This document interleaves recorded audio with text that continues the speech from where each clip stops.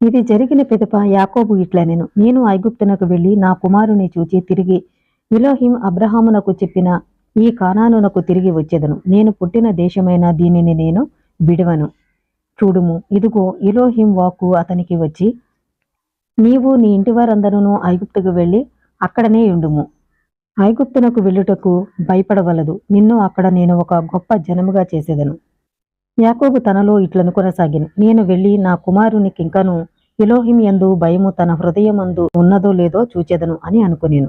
ఆయన పంపించినటువంటి వస్తువులు అవన్నీ కూడా చూసిన తర్వాత ఆయన నిజమే అని నమ్మడం జరిగింది. అప్పుడు నేను ఐగుప్తుకు వెళ్ళి నా కుమారుని చూసి మళ్ళీ తిరిగి కానానుకు నేను వచ్చేస్తానని అనుకోవడం జరుగుతుంది. అప్పుడు ఎలోహిం వాక్కు ఆయనకు ప్రత్యక్షమై, నీవు అక్కడికి వెళ్ళడానికి భయపడవద్దు, నిన్ను గొప్ప జనముగా చేస్తాను అని చెప్పడం జరిగింది.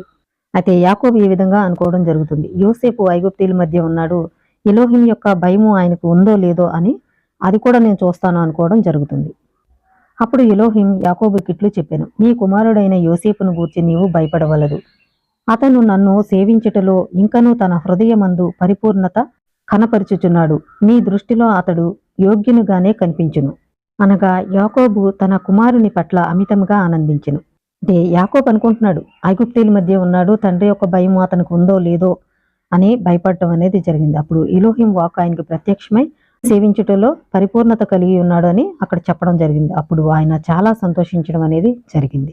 యాకోబుకు ఎలోహిం వాక్కు ప్రత్యక్షమై తన ఇంటి వారందరినీ ఐగుప్తుకు వెళ్ళమని ఆజ్ఞాపించినప్పుడు యాకోబు లేచి తన కుమారులను తన ఇంటి వారందరితోనూ కానాను దేశములో బెయేర్షెబా ప్రాంతము నుండి తన హృదయమందు ఆనందోత్సాహంతో బయలుదేరి ఐగుప్తుకు వెళ్ళిరి.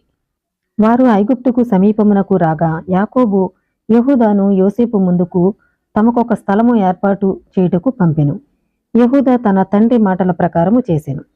అతను త్వరపడి లేచి యోసేపు నొద్దకు పరిగెత్తి వెళ్ళెను. అతడు వారి కొరకు గిషోను ప్రాంతములో ఒక ప్రదేశము ఏర్పాటు చేయగా యెహూదా తిరిగి తన తండ్రి ఉండు ప్రదేశమునకు వచ్చెను.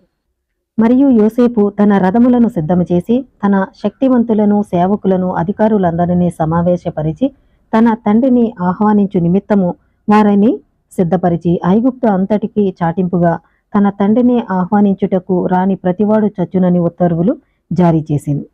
యోసేపు తన తండ్రి వస్తున్నాడని తెలిసి అందరికీ చాటింపు వేయించి ఆయన్ని ఆహ్వానించడానికి ప్రతి ఒక్కరిని కూడా పిలవడం అనేది జరిగింది.